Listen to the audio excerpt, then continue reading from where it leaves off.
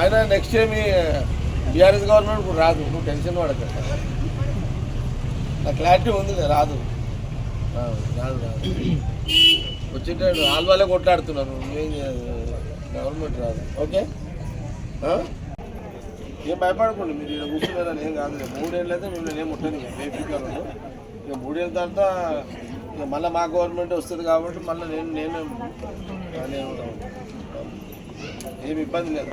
మీరు ఫ్రీగా మైండ్ తోటి కూర్చోండి, ఇదేం కాదు. ఫ్రీగా కూర్చోండి. మీ పై అధికారులు ఎవరిని అడిగినా నా పేరు ఏముంది, రికార్డే కాదు మీ అందరితో. అంటే ఎందుకంటే నా రాజకీయ ప్రయాణము కష్టంతో కూడుకున్న ప్రయాణం. నేను కులం పేరు మీదనో,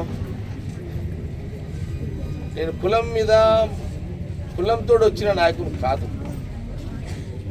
రాత్రి కూడా జెండాలు కట్టి పగలు ధర్నాలు చేసి ప్రజల మెప్పుతోడు వచ్చిన లీడర్ని జగ్గారెడ్డి.